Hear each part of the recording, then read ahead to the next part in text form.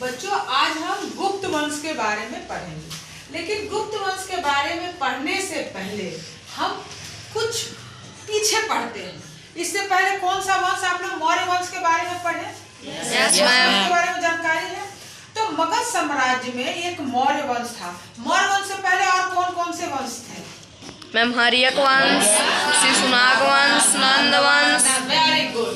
तो मौर्य वंश से पहले जो ये तीन वंश थे वो उतने ज्यादा अपने साम्राज्य का विस्तार नहीं किए थे, लेकिन मगध साम्राज्य में मौर्य वंश ऐसा था जिसने विशाल साम्राज्य का क्या किया था? विस्तार। मौर्य साम्राज्य के बाद आप लोग जाने कि फिर छोटे छोटे राजवंश हुए। मौर्य के बाद कौन से वंश हुए? कर्ण वंश, सातवाहन वंश। तो ये छोटे छोटे क्या हुए? राजवंश हुए। और इनके समय ही बहुत सारे विदेशी भी आए और भारत में क्या किए? वो शासन किए, जैसे हिंद यूनानी और फायान, हेवेनस्वांग। हेनस्वांग नहीं, हेनस्वांग क्या था? वो चीनी आदमी। यूनानी, हाँ। हिंद यूनानी, शक और कुषाण। ठीक है।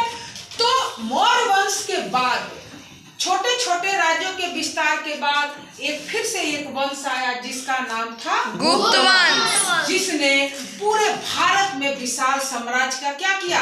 विस्तार किया। तो आज हम गुप्त वंश के बारे में क्या करेंगे? पढ़ेंगे। आ गई बात समझ में? अब गुप्त वंश को जानने से पहले आप लोग मैं बताई आप लोगों को कि एक ऐसा वंश था जो मौर्य के बाद पूरे भारत में क्या किया? विस्तार, अपने साम्राज्य का विस्तार किया। लेकिन इसको हमको कैसे पता चला? इसके बारे में हमें जानकारी कैसे मिली? तो पार्ट 1 में आप लोग जाने थे इतिहास जानने के स्रोत। कौन से स्रोत है? साहित्यिक स्रोत, साहित्यिक स्रोत। Very good. इसीलिए पीछे की चीजों को हमेशा पढ़ते रहना चाहिए। तो आज हम स्रोत में पुरातात्विक स्रोत में क्या कौन से स्रोत हैं? अभिलेख नहीं पूछ रही हूँ। अभिलेखों से पता चलता है, सिक्कों से पता चलता है। ठीक है। किसमें? पुरातात्विक स्रोत में। तो हमको अभिलेख मिला है। क्या मिला है? अभिलेख, जिससे हमको गुप्त वंश की जानकारी मिलती है। अभी हम शासकों के बारे में नहीं पढ़ेंगे। अभी हमको इसकी जानकारी कैसे मिलती है गुप्त शासक के बारे में, उसको हम जानेंगे। तो हमको एक अभिलेख मिलता है, एरन अभिलेख। कौन सा अभिलेख? एरन अभिलेख। और वो अभिलेख किस शासक का है? भानुगुप्त। अब भानुगुप्त कितने नंबर के शासक थे वो बाद में पढ़ेंगे। तो कौन सा अभिलेख है? एरन अभिलेख। एक हमको प्रयाग प्रशस्ति अभिलेख मिलता है जो समुद्रगुप्त का ये अभिलेख है और जिसको उनके दरबारी कवि हरिसेन ने लिखा है। उसके बाद इस अभिलेख में हमको समुद्रगुप्त की जानकारी मिलती है कि समुद्रगुप्त ने कैसे अपने साम्राज्य का क्या किया? विस्तार किया। लेकिन जब हम समुद्रगुप्त को पढ़ेंगे तो जानेंगे कि उन्होंने क्या क्या किया। तो हमको स्रोतों में, हमको पुरातात्विक स्रोत में एक अभिलेख मिला जो है गुप्त वंश के बारे में जानकारी देती है, एरन अभिलेख और प्रयाग प्रशस्ति अभिलेख।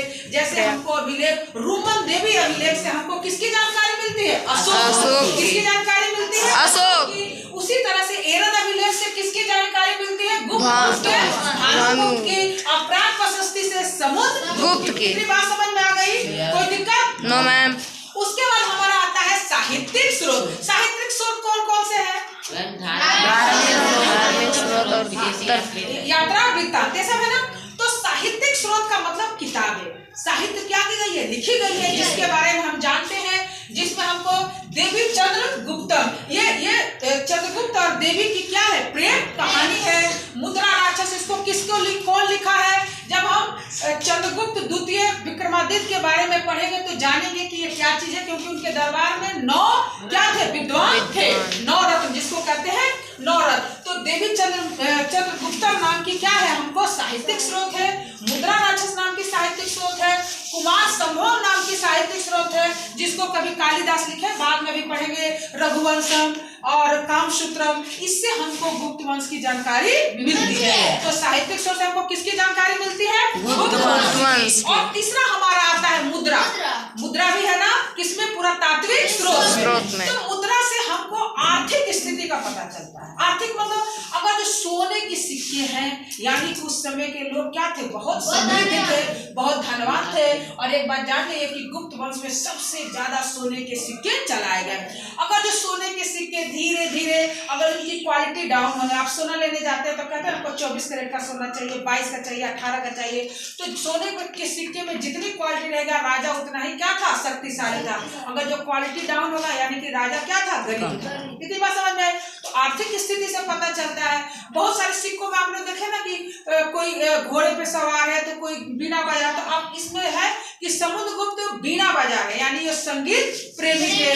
अगर जो आपका सिक्का विदेशों में मिलता है, विदेशों का सिक्का आपके यहाँ मिलता है, यानी कि आपका व्यापार विदेशों से होता था, इससे हम मुद्रों से भी जानकारी मिलती है। तीसरा हमारा यात्रा वृत्तांत है। कोई विदेशी यात्री आते हैं, जैसे आप लोगों ने पढ़ा था मेगास्थनीज आया था, चंद्रगुप्त मौर्य क्या कौन आया था, मेगास्थनीज। उसी तरह से गुप्त वंश में कौन आया था, फाहियान। कौन आया था, फाहियान। और उसने गुप्त वंश के बारे में क्या किया था, लिखा था। तो हमको गुप्त वंश की जानकारी किससे मिलती है, अभिलेखों से, साहित्यिक स्रोत से, मुद्रा से और यात्रा वृत्तांत से। बात समझ में आ गई। आप लोग को कॉपी में गुप्त वंश लिखने से पहले इसको क्या करना है, आपको लिखना है। अब हम लोग गुप्त वंश के शासकों के, आज हम सिर्फ 3 शासक के बारे में पढ़ेंगे, क्योंकि हम जब धीरे धीरे पढ़ेंगे तो हमको टोटल क्या हो जाएगा, याद हो जाएगा। कोई दिक्कत? तो पहला जो शासक था जिसने गुप्त वंश की नींव रखी थी, जिसका नाम था श्रीगुप्त। श्रीगुप्त को कहा जाता है। सबसे लास्ट में कौन था, कुषाण वंश। कुषाण वंश के क्या थे, सब सामंत थे। वैसे कोई जरूरी नहीं है क्या थे, लेकिन माना जा रहा है कुषाण वंश के क्या थे, सामंत थे। इससे पहले आप लोग पढ़े थे कि ये लोग जो शासन किया था, कोई सेनापति था, कोई सामंत था, कोई कुछ था, ऐसा था ना। इनको भी माना जाता है कि ये श्रीगुप्त जो है कुषाण वंश के क्या थे, सामंत थे। और श्रीगुप्त ने 240 से 280 ईस्वी में गुप्त वंश की नींव रखी। अब कहा कि अब आज से कुषाण वंश नहीं, अब गुप्त वंश होगा। और गुप्त वंश की नींव किसने रखा, श्रीगुप्त। इसके अलावा उन्होंने बहुत सारा ऐसा काम नहीं किया जिसके बारे में कुछ मिलता है। उन्होंने बस नींव को क्या कर दिया, रख दिया।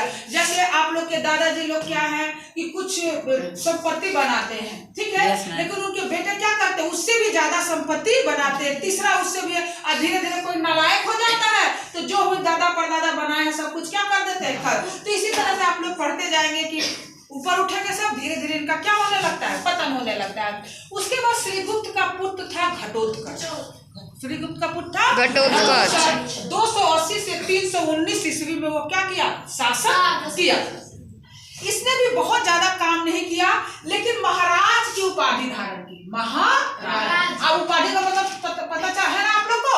कोई बैठता है तो अपने क्या लगाता है, सरनेम लगा लेता है। तो घटोत्कच गुप्त वंश का पहला शासक था, गुप्त वंश का पहला शासक जिसने महाराज की उपाधि धारण की। उसके बाद आपका तीसरा आते हैं चंद्रगुप्त प्रथम। चंद्रगुप्त प्रथम जो है गुप्त वंश के वास्तविक संस्थापक माने जाते हैं। गुप्त वंश के संस्थापक श्रीगुप्त, लेकिन सही माने में गुप्त वंश का कोई अगर जो विस्तार किया है, गुप्त वंश का कोई नाम किया है, वो कौन थे, चंद्रगुप्त प्रथम। कब से कब तक शासन किया, 319 से 335। और गुप्त वंश ने महाराजा धीराज की उपाधि को क्या किया, धारण किया।